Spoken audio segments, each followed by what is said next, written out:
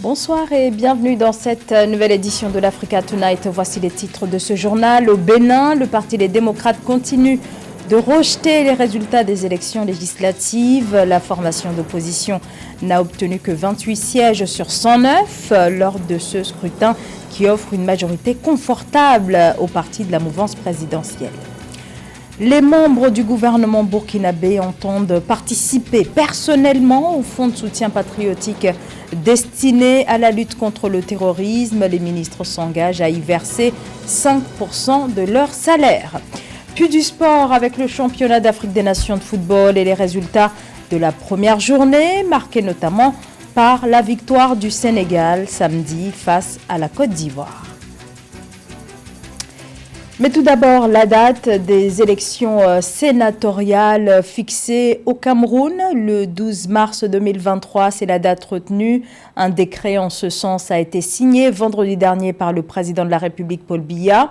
70 sénateurs vont donc être élus au suffrage indirect.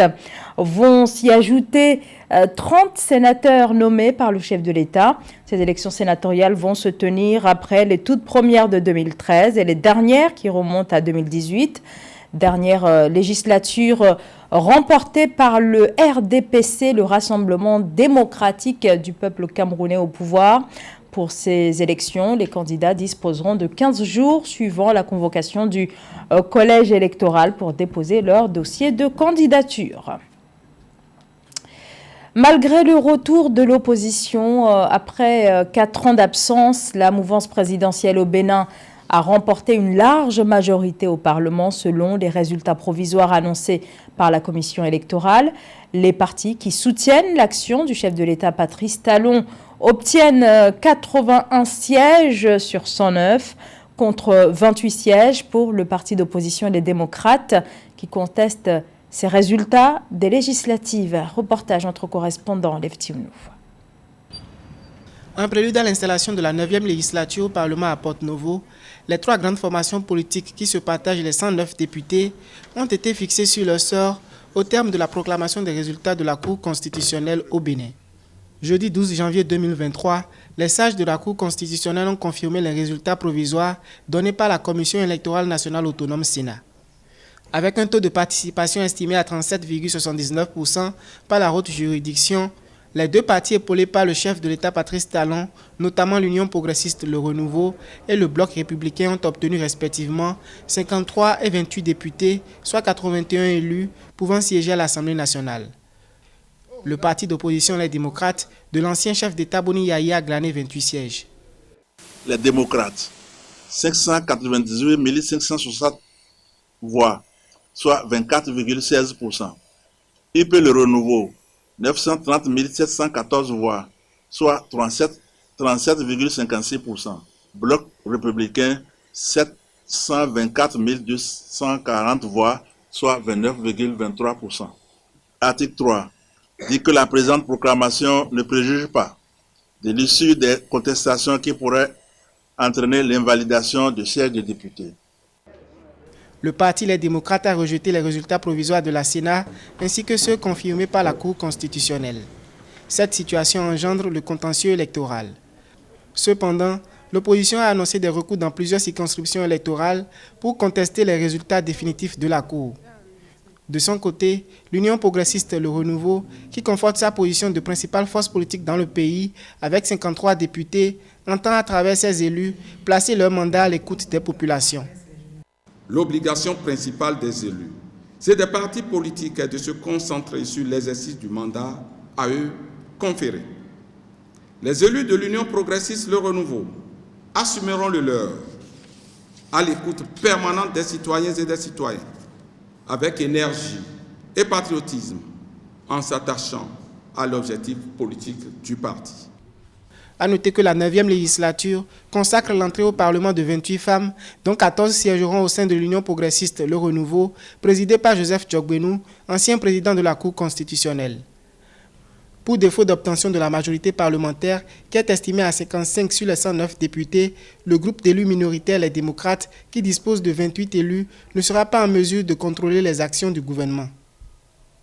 L'actualité, c'est aussi ces enlèvements massifs au Burkina Faso, à Arbinda, dans le nord du pays. Tout s'est passé jeudi et vendredi dernier lorsque des terroristes présumés auraient procédé au kidnapping de dizaines de femmes. Une cinquantaine, selon les témoignages recueillis. Des recherches auraient été lancées pour tenter de les retrouver. Ces opérations de ratissage sont menées par les forces armées régulières et leurs supplétifs civils, mais aucune nouvelle pour l'instant des personnes enlevées dans cette zone sous blocus de groupes terroristes. Au Burkina Faso, où les membres du gouvernement ont pris la décision de céder une partie de leur salaire, une initiative afin de participer à l'effort de guerre dans ce pays en proie au terrorisme. Les sommes récoltées seront versées au Fonds de soutien patriotique. Cette contribution sera de 5% sur les salaires et elle a été annoncée après la décision du gouvernement d'abandonner le prélèvement sur le salaire de chaque travailleur. Nathalie Mo. Les membres du gouvernement cèdent à l'unanimité 5% de leur salaire pour contribuer à l'effort de lutte contre le terrorisme au Burkina Faso.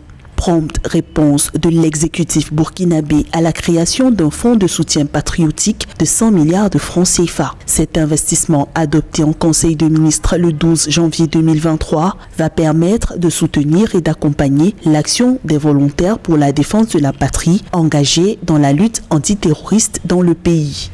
Les membres du gouvernement, de façon unanime, ont décidé chacun de céder 5% de son salaire mensuel comme contribution à ce fonds pour le soutien donc aux volontaires pour la défense de la patrie. Pour cela, le gouvernement invite tous les citoyens véritablement à adhérer à cette initiative afin que nous puissions par nous-mêmes être les acteurs de la libération de notre pays. Le texte de création du Fonds de soutien patriotique contre le terrorisme au Burkina Faso a subi un amendement. Initialement, il prévoyait un prélèvement de 1% sur le salaire de chaque travailleur burkinabé, suscitant une vive réprobation des centrales syndicales nationales. La contribution à l'effort de lutte antiterroriste désormais volontaire sera également soutenue par des quotas perçus sur les taxes sur l'alcool et le tabac, sur la consommation des télécommunications et sur les jeux de hasard.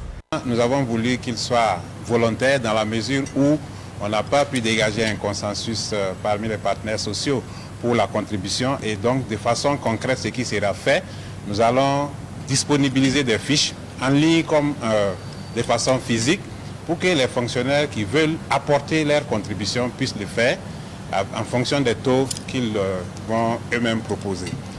Des experts estiment à 120 en moyenne le nombre d'attaques terroristes par mois au Burkina Faso. L'insécurité a contraint plus de 1,8 million de personnes à fuir leur foyer. Dans le pays où 40% du territoire échappe au contrôle de l'État selon des chiffres officiels, 50 000 combattants volontaires pour la défense de la patrie ont été recrutés pour soutenir l'armée dans le rétablissement et le renforcement de la sécurité.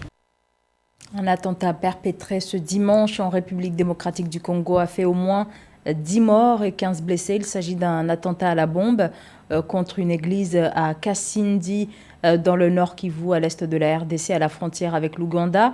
L'explosion a eu lieu un peu avant midi, heure locale. Pour l'heure, il n'y a pas de revendication suite à cette attaque au bilan très lourd annoncé par l'armée qui attribue cet attentat aux ADF, les forces démocratiques alliées, un groupe terroriste ougandais qui a prêté allégeance à l'organisation État islamique en 2019 et à l'heure où l'on se parle, les services de sécurité auraient pris le contrôle du lieu de l'attaque et les blessés ont été évacués dans des structures sanitaires. C'est ce qu'indiquent les services de l'armée. Des transferts d'argent des expatriés d'Afrique vers leur pays d'origine. La diaspora reste un véritable pilier des économies africaines. Des sommes considérables qui profitent à plus de 120 millions d'Africains. Les sommes expédiées sont nécessaires, mais les frais qui pèsent sur chaque opération restent importants. Le sujet était justement au cœur d'un forum d'affaires qui s'est tenu à Rabat au Maroc jeudi dernier. Les précisions dans ce reportage de Marcel Amouan-Kouassi et Tchekomar Kamara. La question des frais de transfert de fonds a été le point culminant du forum sur la réduction des coûts des transferts de fonds tenu à Rabat au Maroc. Le coût de transfert de fonds de la diaspora africaine est estimé à 8%. Selon les chiffres, un taux qui reste élevé et crée un fossé pour les économies africaines. L'objectif de ce forum est d'optimiser la contribution de la diaspora africaine au développement du continent. Mais la grande problématique, c'est le coût de ces transferts. Et les transferts de la diaspora africaine sont les plus chers au monde. 8% pour l'Afrique, alors que c'est 6% pour d'autres régions. Pour chaque $200 transférés par un Africain, l'Africain doit payer $16 pour les coûts de transfert, alors que l'Asiatique peut payer moins de 10. Et donc c'est très cher et c'est en décalage avec l'ambition des Nations Unies. L'objectif 10 des ODD, des objectifs de développement durable à 2030, fixe ce taux à 3%. Alors on est loin même de l'objectif onusien. Et malheureusement, c'est un manque à gagner énorme pour les économies africaines. C'est dangereux parce que ça favorise les circuits informels. Par conséquent, les taux de transfert élevés et pratiqués par les organismes de transfert peuvent, selon certaines études, atteindre 15%, soit 1,6 milliard d'euros de manque à gagner pour l'Afrique. Cette situation est déplorable et va à l'encontre des objectifs de développement durable et de l'agenda 2063 de l'Union africaine. Pour y remédier, il nous paraît indispensable de mener au cours de ce forum des réflexions approfondies pour trouver des approches de solutions innovantes. Le forum de Rabat sur les transferts de fonds faisait partie des projets prioritaires du plan d'action de la décennie des racines africaines et de la diaspora africaine, qui s'inscrit dans un contexte dynamique du processus de développement économique et social du continent. Le forum de Rabat sur les transferts de fonds faisant partie des projets prioritaires du plan d'action de la décennie des racines africaines et de la diaspora africaine s'inscrit dans un contexte dynamique du processus de développement économique et social du continent. L'effervescence toujours en Algérie, l'occasion pour nous de faire le point sur les résultats de la première journée du championnat d'Afrique des Nations de football et cette belle entrée en matière du Sénégal. C'était ce samedi face à la sélection ivoirienne sur un score de 1-0. Une victoire face aux éléphants qui permet aux Lions de la Teranga de se positionner pour le moment à la tête du groupe B. Joël Ballot.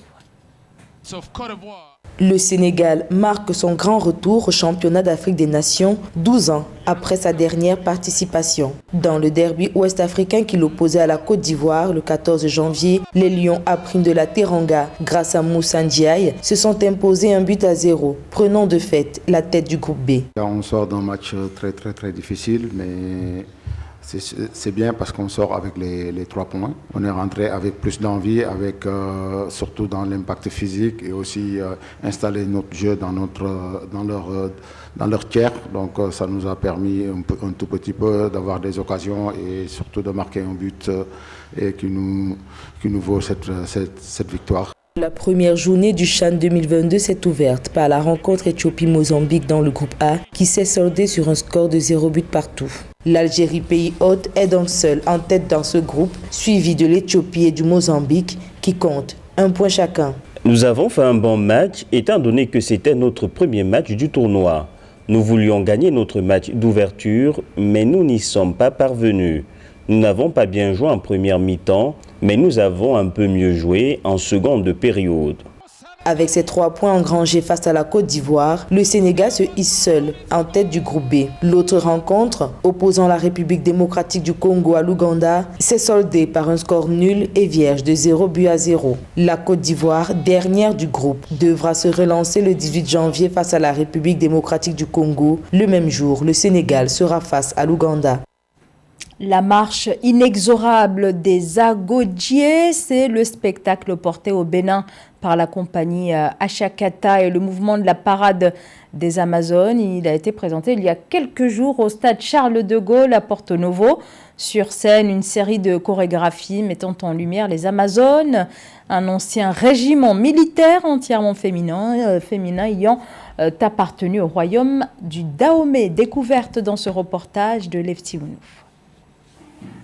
En marge du Festival international de Porto-Novo FIP 2023, le spectacle intitulé La marche inexorable des Agodiers a été représenté par la compagnie Achakata et le mouvement de la parade des Amazones sur l'esplanade extérieure du stade Charles de Gaulle à Porto-Novo, la capitale politique du Bénin. Le projet de création de la marche inexorable des Agodiers a germé suite à une rencontre entre Julien Sizogan, artiste plasticien béninois, et Jean-Marie Vidjenaï, directeur artistique de la compagnie Achakata. Cette ambition d'honorer les braves combattantes du royaume du Dahomey s'est matérialisée en juin 2022. Avec l'onction du couple présidentiel, cette représentation artistique a été révélée au monde le 1er août 2022 à l'occasion du défilé militaire marquant le 62e anniversaire de l'indépendance du Bénin. Dans le cadre du Festival international de Porto-Novo FIP 2023, la version améliorée de cette chorégraphie a été présentée au public avec environ 100 jeunes filles. Il faut dire que il fallait quand même démontrer à la face du monde que c'est à Porto-Novo nous avons fait le travail. Ici, même sur les lieux du stade Charles de Gaulle, que le travail a été cuisiné. Et on ne pouvait pas ne pas saisir cette opportunité que nous offrait le FIP pour démontrer quand même que nous sommes toujours là dans l'ombre, que nous travaillons et que le chef de l'État, son Excellence, M. Patrice Athanase Guillaume Talon, nous a instruits pour que le mouvement ne s'éteigne. Les Amazones dites Agodiers constituaient les troupes d'élite du royaume du Dahomey. Ce sont des femmes guerrières qui ont servi les rois pour la protection de la royauté à travers diverses luttes. La marche inexorable des Agodiers constitue une chorégraphie et une parade militaire mise en scène pour le spectacle de rue sur le FIP 2023. J'ai intégré l'équipe l'année passée, en 2022. Bon, ça a été une très belle aventure pour moi. Ça me donne encore la force de me battre pour le meilleur du Bénin et pour mon meilleur aussi. Parce que tout le monde compte sur moi, ma maman, mes soeurs, tout le monde. Je suis déterminée. Ça me permet d'être déterminée. Quel que soit ce qui arrivera, je gagnerai toujours. C'est ça. Séduit par la prestation artistique du mouvement de la parade des Amazones, le chef de l'État avait martelé que le promoteur Jean-Marie Vidjenaï mettait en alerte maximale cette troupe de danse pour tout besoin de la République. Un défi qu'il entend relever pour valoriser les talents des jeunes chorégraphes. Jean-Marie Vidjenaï, promoteur de cette fresque, a mandaté un dramaturge afin de produire ce spectacle en salle d'ici à décembre 2023. C'est la fin de ce journal. Merci de votre fidélité. Dans un instant, une nouvelle édition de l'actualité sur Africa 24.